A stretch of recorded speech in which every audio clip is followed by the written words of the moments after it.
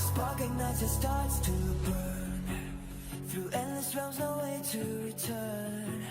From crimson skies to wastelands torn. Myth and legend where stars are born. A million paths collide in the haze. Echoes of heroes lost in the maze. Planes walk in the multiverse. Through chaos and time we immerse. Legends rise and fade like sparks. Across the void we leave our marks.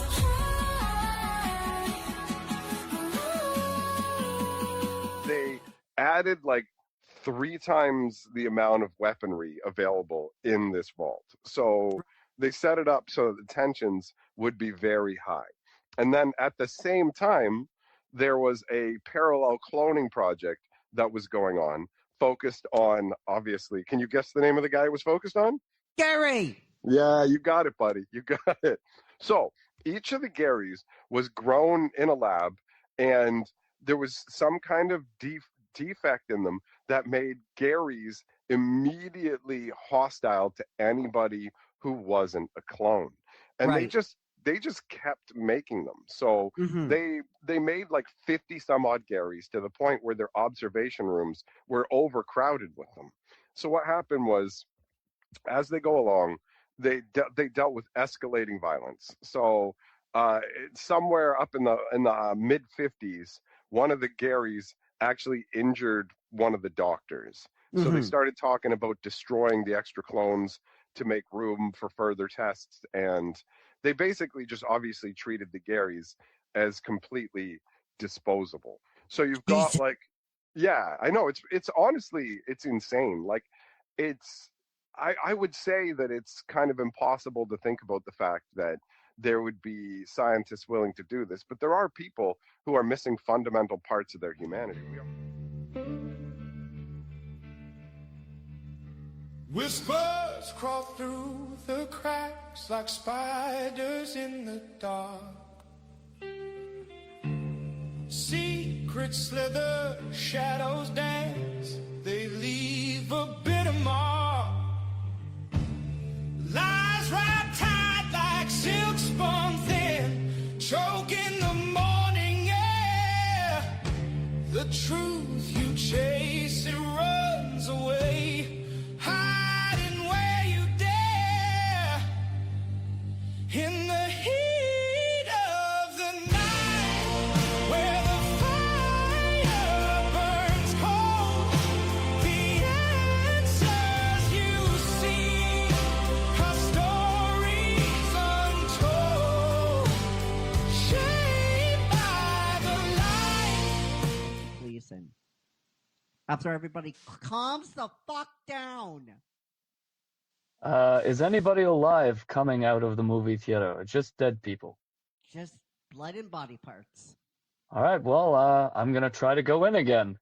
And if I All go right. back in time, I'm gonna shoot the lock a few more times and see if it works. All right. Yeah, throw me a d20. I've got a 3. So you go in, and this time the force is more pronounced. It's more pronounced. It flings you back around a minute later. So you can feel the whiplash.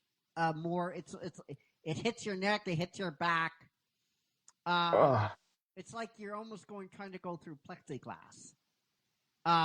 And the people going in, you're in the situation, you're just coming around the front, and people are going in, the door is closing. A minute later, the whole thing happens all over again. Can I try to run in and get in there before the door closes and just force my way through? The Or am I too late? Yeah, it's too late. So it flings you back the moment that you're coming back around. All right, Boom, boom, let the hollow idols fall.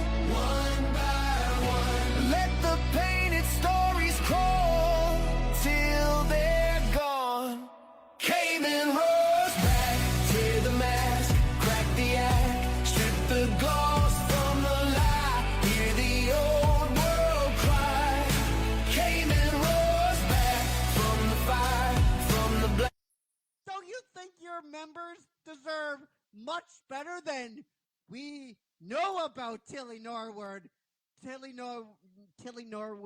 and we're heavily monitoring the situation. Like, you guys are unfucking believable. You know that.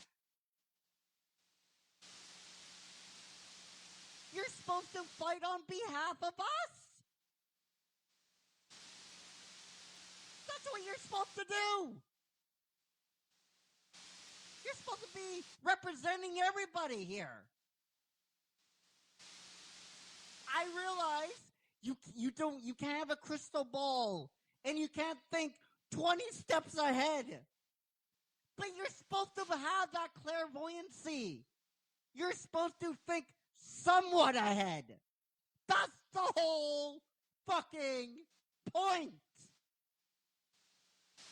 That's the whole point.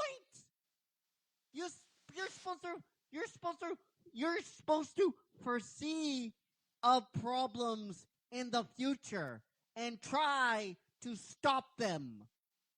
That's why you have a collective bargaining agreement. That's why you went back and forth with the studios. That's why it was one of the longest acting strikes in history. This is the LP shop, doors are open wide, so come on inside. Find a little piece of history and come alive, turn it up, let your story spin. Every scratch, every song pulls you back in. At the LP shop, doors are open wide. As a kid, learning to play guitar, I used to put the album on, not this album. There's a Fraley's Comet. It's called Live Plus One, and he opens with this song. And I used to learn. I would try and figure it out and play along to the album. I loved this song. And my buddy, who was a drummer, who I still keep in contact with, he learned all the drum parts on this song as well, with that drum solo in the middle. So I'm guessing you're like a big fan of the song. Just let's go into it. What did you like about the song? Well, I mean, of course, first off, it's guitar driven. Yeah. Vocally, Ace doesn't push any barriers. No. But he's got a certain execution and a way he enunciates and the way he sings that I've always been attracted to. He's not the greatest singer in the world. No. I don't think he ever claimed to be, but there's just something cool.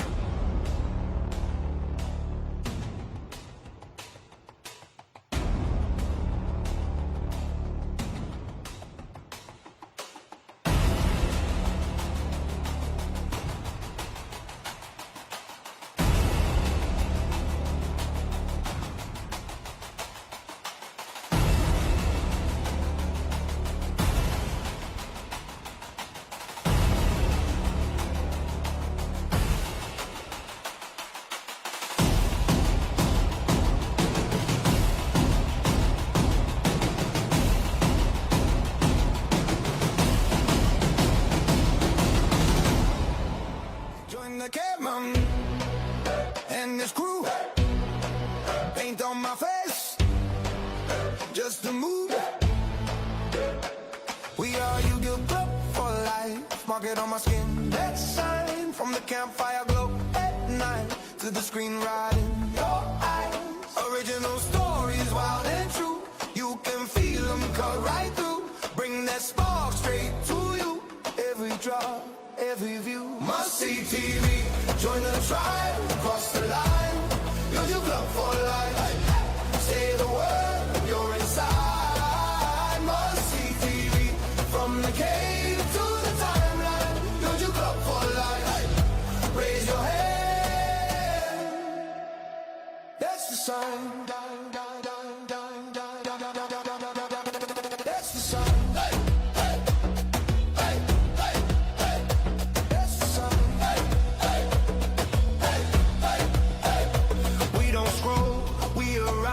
Shouting names side by side. When the came-in calls, we rise. Hear that thunder in our cry. From the first beat, we command.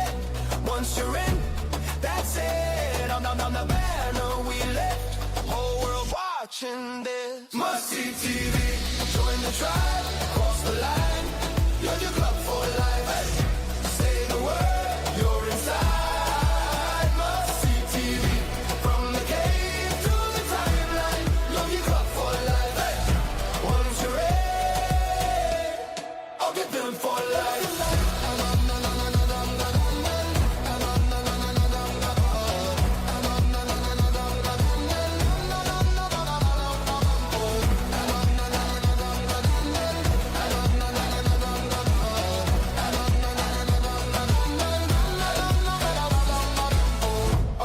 I'll go, call it out. Hey.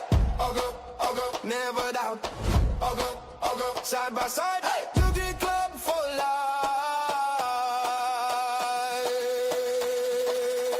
For life. For life. Hey. Must see TV. Join the tribe. Cross the line. Beauty club for life. Hey. Say the word. You're inside. Must see TV. From the cave to the timeline. Beauty club for life. Hey. Once you're in, you're in for life.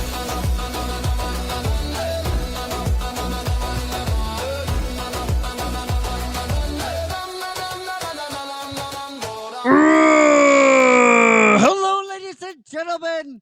LB, are you there? Hello? LB? There I am. There Hiya. you go. There you go. All right. So we're gonna count down as always. 5, 4, 3, 2, 1, 0. Hello, ladies and gentlemen, and welcome to a brand new episode of In Between the Ink.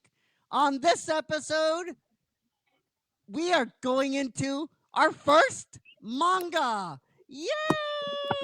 And a little backstory on this. I didn't know so I'll go backstory once I bring her in. So we're talking about Monster. That's right. And if you know LB at all, you're gonna spit your copy out and you're gonna go, wait, what? I'll explain. So I'm gonna bring her in the only way I can right now. Our co-host, our fellow showrunner in arms, the magical, the beautiful, the mystical, the sparkleful, the wonderful, the ostentational LB Lily Bowman. How's it going, LB? You know, it always makes my day whenever you do an intro like that. It's something else. I'm doing well. I'm doing well. How are you? Good. So before we get into this, I want a little bit of story time here. So we broke the record of caveman growls. So what we're gonna do? Incredible. We're gonna do 4 growls in a little bit, and then 4 growls at the end. Because if we start the show with all these growls, we're gonna be like, "All right, everybody, we'll see you next time." So now we're gonna go into a little story time. Lily Bowman, or LB as we affectionately call her, does not like horror at all.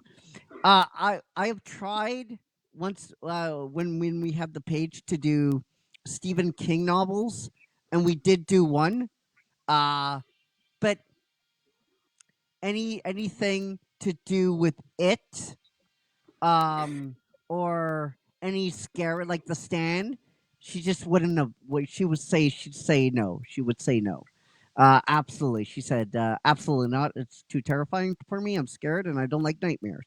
And I'm like, that's fair. That's absolutely fair. So when she mentioned this, my brain did a double take, because this is like taking someone in the shallow end and not tossing them in the deep end of the pool, but tossing them into the ocean itself. Asian horror is just a totally different beast. And there's a lot of people that don't like it for the exact reason I love it.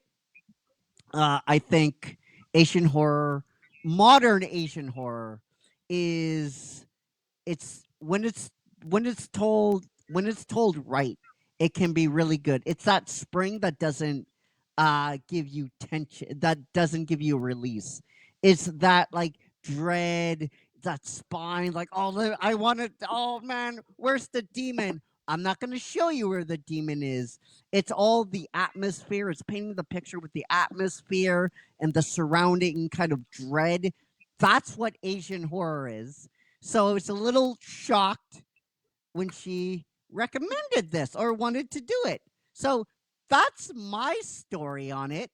And you can't blame me for this one, LB.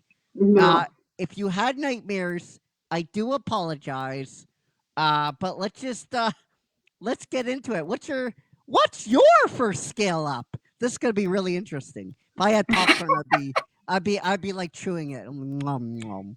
Num num num num. Yeah, I mean, first a thing on horror and scary things. I don't know. I feel like there's certain books I'm trying to kind of expand my repertoire a little bit and challenge myself a little bit with my reading stuff. There are some books that I have 100% just DNR'd because I'm like, no, it's too scary. It's not happening. But I think probably with my first scale up is the fact that it's, so we're talking about volume 1, right? I haven't read Right, all of the yeah, volumes. We're yes. getting there, but it's the pacing Yeah. and like how the plot unwinds with that. Oh yeah, yeah. So good. Oh my God. I was consuming this. Incredible. Like it's just how everything went together and ran from each thing. And then you've got other storylines as well that are going, that are interchanging with that. It was done really well. I thought that's definitely a big scale up for me, for sure. My first scale up is, this is what Asian horror does so well: subverting expectations. Because you begin the manga, you begin the volume with this excellent thing that happens with the 9-headed dragon, and then it goes into like a slice of life type of thing, and you're like, but where is the horror? Like, where is it? Right? And for me, that because I watched the anime as well to do this, it's really how they did in the anime is quite well too, with that slice of life type of atmosphere. This leading up to what eventually happened in the choices that our main character makes. It just goes from a slice of life to this, like, what the hell is going on here? Right? Like with the like the hospital, and you're like, this is wrong. Everybody's reacting to saving lives as, oh, press, and you got to get funding for the hospital and all this kind of stuff.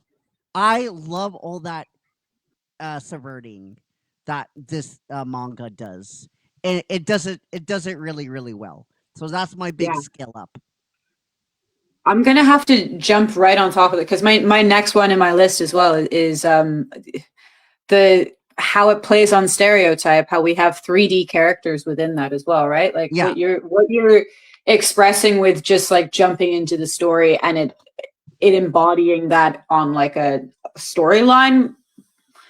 Also, it does that with its characters. Oh yeah, for sure. You know, like for sure, 100%. And it's not even like, because I think sometimes when you like subvert stereotypes of characters, it can turn out really like kind of shitty. Like they're just still 2D, they're just the flip of it, and it doesn't make sense.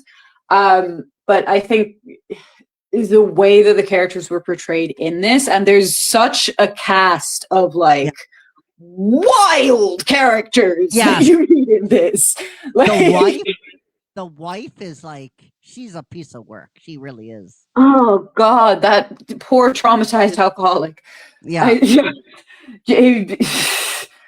Yeah, there's a lot of in-depth characters that are flawed and gray and like yeah. That's a huge scale up for me. Like the fact that that is also within like a wider sense of the book. I completely agree with you. All right, I think it was so an incredible job. so before Mhm. we go any further, I forgot to do this. We're gonna do 4 growls right now, and then 4 Poor growls. Growl. Yeah. So Mossy, let's do our first set of 4. Up first, we have Kayla Cook. Kayla, Mama Bear. I don't think this is this cheating? Because she actually works on the network. I don't care. She's responsible for all this that you see, putting the caveman together. So from us to you, Kayla, Mama Bear, you got a big bad caveman. And up next, we've got Sean Cook. Sean Cook. Sean, my friend, from us to you, you got a great big bad caveman. And next, we've got us 3 names. So it's Well, we got 2 more names left, and then No, I we'll mean, do the it's, other. a first, a middle, and a last. Okay. So Michelle Holmvig Sachet, I think. Michelle. That's a simple. This is Michelle from us to you. You get a great big bad caveman. And last but not least, at least for now, is Sarah Milacron. Sarah Milacron from us to you. You got a great big bad caveman. All right, let's continue. What's your next scale up? My next scale up is like it sort of bounces within that. It like how this book questions what like a good person is. Morality. Oh yeah. You know how the and it's not done in a way that's like this is what you should do, this is what's right with the world, but like the questions that are inherent within it, top tier. Yes, chef's kiss. I like that the hypothetical and metaphorical questions that this manga asks of the readers. That's one of the reasons why I love Asian horror so much. I love just the art of it. Yeah. And it's just this just asks the perfect questions. What is morality to you? How do you define this level of morality? Right? Yes, what the doctors and the hospitals are doing is gross and grotesque, and all their attitudes are actually quite vile. Yeah. But is it that simple? Or is it the question of they have to do this because if they don't do this, they don't focus on the right type of people, then they don't get funding and they don't get money and everybody's out of work. Yep. I love that. That's going to be like my next scale up. It's huge. It is huge. I love that. I really love that kind of philosophy, that kind of like asking, throwing it to you. And I think it makes for excellent discussion debate. What's your next scale up? I think my next scale up has got to be like and I have in sort of like quotations the twist, because by the time you get to actually revealing like that, like, okay, so do we need cone of silence because I need to talk about the twist? No, I think the manga was released like oh god, ages a ago. long time ago. So no, we don't. Okay, great, because it since the 90s we've had time. Yeah. Anyway, how they reveal it is Johann after all. Yes. In the first novel, right? Like there's a lot of different twists and turns, or the first volume, I should say. And we should say manga is written quite differently than comic books. And we should just point out that, oh man, they're going over a lot of different things in the manga. I'm like, yeah, we're talking about volume 1, and this is, from my understanding, I mean, I know the anime had like a 75 episode run, and the manga came out like in volumes, not chapters, Mhm. not it's volumes. It's weird. It's one of the reasons why we don't have the artwork beside us right now, just because of copyright, how they work. We want to respect everybody in that type of field. But yeah, we should say mangas are quite longer and quite different than comic books. So that's why we're going over so much stuff. It is all inside the first volume. So yeah, I agree with you. The twist. Yeah, how and it's just like, but also because it's like it's not completely unexpected. Like if you're paying attention to the story and reading along, like you're also forming like, okay, it couldn't be the kid though, right? Like that would be no, yeah, yeah, it is. Okay, cool. And then I like how there's this twist in there, and it's like, okay, the story doesn't stop at like, oh my gosh, it was the kid. No. The story then starts with Yes. how the fuck did this person become like this? Yes. Yes. Oh my god. And like, oh yeah, no. When we realize what happened all those years ago, like that jump forward and then the realization afterward, like it was done really well. It was done in a way that I'm not surprised by it, but it did work exceedingly well in the story. And I like the fact that it's not just relying on that there's more to tell after. Yes. I will agree with you. I love the twist. They're like, it can't be the kid, right? And you're reading it or reading it and listening to it and watching it. Yeah. And you're like, actually in the anime it plays better because it's like a visual medium and that kind of stuff. It's really, really creepy that it was like first of all, how it's portrayed, how that crime scene was portrayed Yeah. was really, really weird. And you're like, wait a minute, something is going on here. Right. It's like really, really unnerving, unsettling. I think that's when the dime gets flipped and you're like, the Yeah. spring starts to wind. Which honestly, that's the reason why I thought, I'm like, you're probably gonna have a lot of nightmares because of this. But I agree with you. That's actually my next scale up. I love when we talk about subverting the expectations, right? It's the kid, right? It's the moral dilemma. He does the right thing. Yes. He absolutely does the right thing. But he doesn't know this kid's a fucking monster. And he saves his life and he goes into his room and he's drunk and he tells the kid all about this kind of stuff, and then these people just die out of nowhere. It's so all of this is subverting expectations. I love the twist. I love how it was handled. I love how the dime was flipped, and all those Yeah. are my big scale up, my next scale up. Yeah, for sure. I mean, so within all of this, like we're talking about the visualization of it. And for me, the comic style that they have in these pages is, oh yeah, the art is brutal but beautiful at the same time. Yeah, yes, that snaps for caveman, absolutely. that is exactly it. It's done in such a way it's very readable, but also like complex. Like it's beautiful. It's beautiful stuff.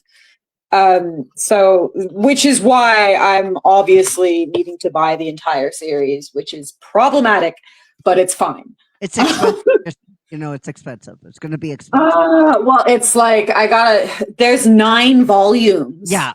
So I have 3. We're moving along. Anyway. Yeah. For me, like as a separate scale up, the artwork, period. Yeah. I meant to say, did you feel it in your wallet at all? Because I know this I mean, I have the manga. It was very expensive for me to get, but it was a long time ago. It was a long time. I believe I paid like $500. Yeah, that checks out. Yeah, This I'm doing all right, but like every book is like $20 or 20 yeah. pounds rather. 20 pounds is like what, like $40? Something close to that. Yeah, yeah. My Anyway, oh, anyway, my completely off topic. yeah. My next What? scale up Yeah. is just the horror. It's so good.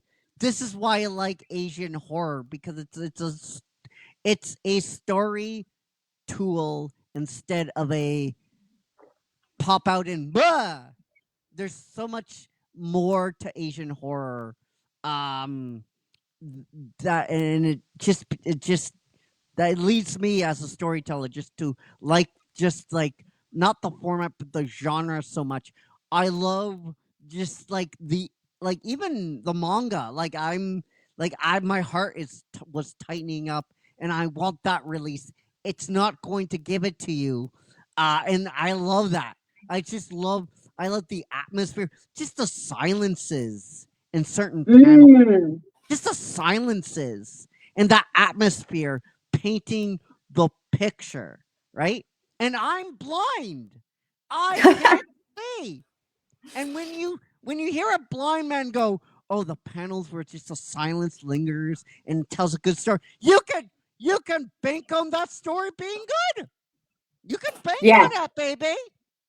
So that's my last scale up. It's just the horror of what's going, the story that's being told, the silences, the lack of words, painting Mm. more of a picture than words can ever do. I love that. Oh man, Yeah. I'm like, this is my jam, man. This is my jelly jam. Yeah. I think I'm gonna have to for my last scale up. That's I'm gonna jump off of that one as well, and just the fact that like the the realism Oh that yeah. was with these horrific people. Yes. It was that was beautiful. Yeah. And what you're saying too, like that, I think really for me, it's allowing the audience to be intelligent and pick up on what's not said, and Yes.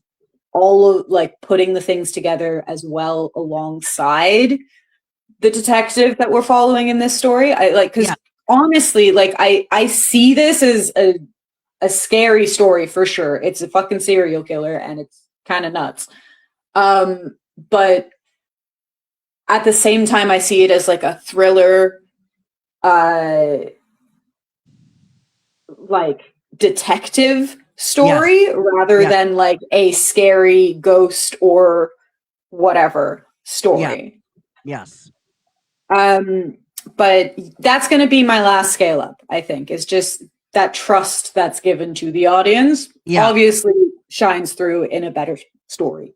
So my last, I know I said the other one was my last, but this is my last scale up. Yeah. And for me as a writer, this is something I have been doing in my projects and stuff I get signed to.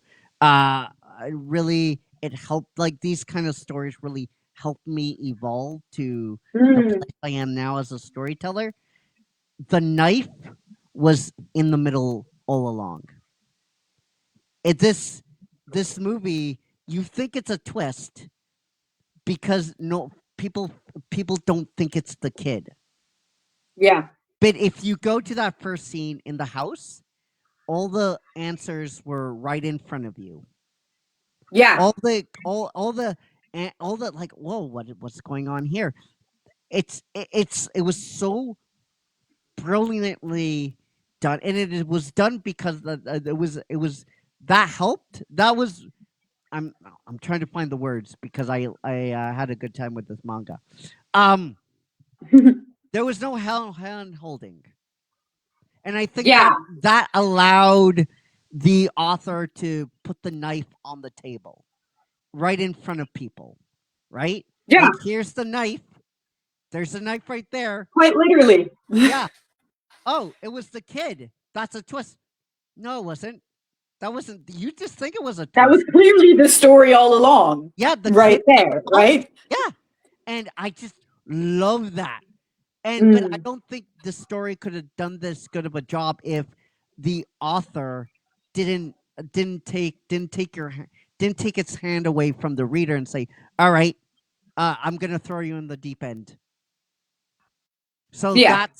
that's my last scale up. It's subtle storytelling. It's right. It's Glass Onion, right? Glass Onion was a great movie because the answer was right in front of everybody.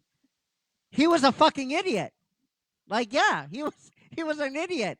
Everybody's, oh, that's a no. The answer was right in front of everyone, and I think that's why I like stories. I like to tell my stories like that, just because it's such a great way to start the conversation, right? And it's a great way to create new and different stories and just to have those philosophical conversations. If you don't set the trap, but yet you put the knife right in the middle, and Yeah. you lead the story open for interpretation, and when those twists come, you'll have everybody like, wait, holy shit, it was the kid the entire time. I don't know if I made sense or not. I'm babbling. I'm kind of tend to do that. But that's my last skill up. The knife was right in front. There was no hand holding. And that's my last skill up. Yeah. Amazing. All right. Okay, so unfortunately we have to talk about scale downs. Yeah. Yeah. I have one. I have one. two, Okay. which are kind of part of the same point. Okay. So my first. Oh, why don't you talk about your scale downs and then I'll go into mine. Okay.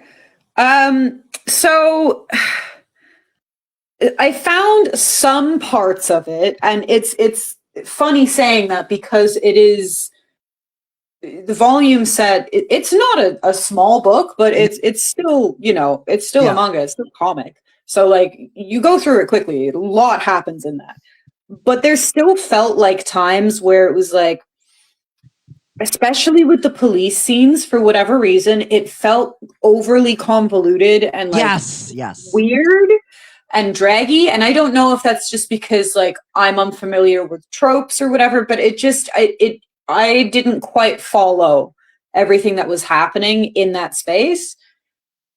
And it felt overdone to me. I Yeah. had other points alongside that, like it was given too much time almost in a sense. Yeah. But I realized those points that are connected to that are about like further volumes in the book. Yes. The The in anime. the series, I should say. The anime has the same issue about the cops. It's just they're there, Why? but you're like, why? Why? Why are they? What? Why are we? Okay, cool. I guess we're in the precinct. Yeah. So my first and last scale down. If you don't like horror, you are not going to like this. If you're just new to Asian horror, then I recommend you pick something else. I really, really do. If you think you can handle this type of horror, oh no, trust me, you can't. And that's not a bad thing. That's not a bad thing. That's a good thing. Maybe work your way up to this before reading or watching the anime. Or be like me and completely jump into the genre headfirst into this book. Yeah. If you like if you don't like if you like not sleeping at all at nights, didn't read this book, but I mean I highly recommend you not do that. Just jump into something else, work your way up to this, because I think this is personally, if you just jump into this, just like I want to see what Asian horror is and this type of horror is, I don't think you're gonna have a good time. I don't think so at all. But that's just me. I have to be devil's advocate here. So that's my last scale down. My first and last. Okay. I think for my last scale down, the thing that really stuck out, I guess, about this story, not necessarily about like the entirety of the piece, but just the story, was our big baddie, our big bad in this is like a masterful, engineered, like string pulling genius Oh yeah, Nazi super soldier child. yeah. Like Yeah. what? That's the explanation that you get for like why he's into all of this stuff, and it's like what? Yeah. Following it throughout the books as well is just it's frustrating how much like oh yeah, no, obviously they've got police under their bribe. Obviously they're getting people booked to do this stuff. Obviously they're doing it this what? Like Yeah, it's it's a bit overpowered of a big Yeah. baddie Yeah, with like roots that are uncomfy to Yeah. be like, yeah, he's just awesome or not awesome, but like, yeah, he's Evil. completely unbeatable because he's being transformed in this child torture place. Yeah. Like I'm gonna have to jump in to you there. That I'm happy that you brought that up, and I was hoping Yeah. you would bring that up. That's gonna be my other skill down too. I mean, this is a trope of not Yeah. only anime but manga in general. Uh, a lot of times it's the journey, not necessarily the destination. I'm thinking of Attack on Titan, the ending, the explanation. I'm thinking of Promise Neverland. I'm thinking of a lot of other type of anime, but you get the gist. The execution at the end of the day is a little lacking, and I really wish that they didn't give an explanation. Right? If you're not holding anyone's hand, sometimes a monster is just a monster, right? Sometimes Yeah. there's no explanation, and I kind of wish they would have done that instead of the super evil Nazi person. Yeah. I mean, like, so here's the thing with that is that the books do sort of express a sense of like the officers that encountered him throughout the school Yeah. already knew he was a monster. It almost kind of is trying to make you question, like, oh, could a monster just be born? Yeah. Or is it made? Like, I feel like Yeah. that's the whole freaking story behind this Yeah. is that question. But like, yeah, I feel like there's better ways to do that. Yeah. Like I said, but that's my only other scale down. And Yeah. it is a risk when you involve like scary characters from real life. yeah. So it's definitely it has that flavor as well of like Yeah. I don't know what I'm trying to say here, but anyway, that's my last scale down. I can understand it, and it's not major for me, but it is one of those things where it's like, okay, so we're relying on this trope, Right.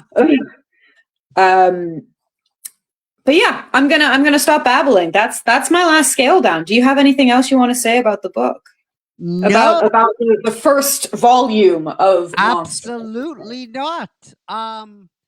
Let's absolutely not. So now let's put it all together. And what do we get? A pie. No, we get a. I'd like pie. I like pie too. Let's put it all together and scale everything up and level everything. And what do you give this out of 100?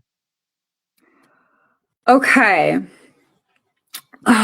See, now I have to start remembering what I've graded everything else as. Damn, I should start keeping notes. Because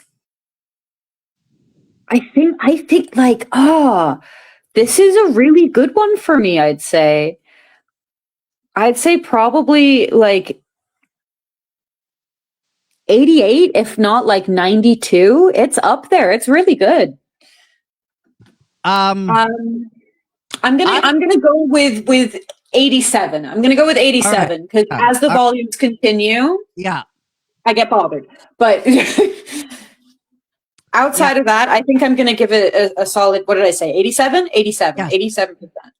So I'm going to go. I think you're there. I'm gonna match you at 87. Okay. I'm gonna match you. This is, if you love Asian horror, you've probably already read this manga. Yeah, pretty much. Yeah. If you're interested in the anime, watch the anime. But overall, I really enjoyed this this manga. So the question is for you guys: what do you think? Let us know down below. And before we go, guys, we have to do We have to do two things. First, we have to let you know what we're taking a look at next. Is what we're taking a look at the TMNT Last Ronin. Yeah. Ooh. I'm excited. The canceled Paramount movie that they were supposed to make. Really? I didn't know that. Oh yeah, last year at CinemaCon they announced it, and now they, yeah. I can't. It was supposed to be rated R, but yeah, they not doing it now. Not doing it. Well, And we have to do our last 4 growls. So Last Mossy, 4 let's do growls. it. All right. Bring it, Mossy. Bring the smoke. Up first, up first got I don't know if it's a username or a name, but Peace Boy Chuck Woody. My Peace Boy. Peace. If that Wait. is, Peace. I'm gonna give you a peace symbol right there. if that is their first name, that is an amazing name. Yeah, that is. From us to you, peace and love, and you got a great big bad K-band. Up next, we've got Orgai Ozgi. My friend, from us to you, you got a great big bad K-band. And next, we've got Angelica de Todo Un Puck. Angelica, from us to you, you got a great big bad K-band. And last but not least, we've got Jonathan Lotz. Jonathan Lotz, my friend, you're absolutely insane. From us to you, you got a great big bad K-band. Well, guys, that will do it for this episode of In Between the Ink. I'm gonna do the booply boops with LB, and we're gonna figure out a time and place to have the next episode of In Between the Ink. Sorry. If her partner is watching, we're not. No, I didn't mean that. What, my partner? Yeah, that's not a thing. But okay. So and if you're watching us on Twitch right now, because we are on Twitch, hello. Are we? Yeah, Hi, people on Twitch. All right. So doodly do the booply boops on Twitch too. Give us a raid. I think that's how it works. I'm pretty sure that's how it works. And until then, take care, be safe, be well, and we love you all. 50,000 plus, and UGG Club for life. Peace.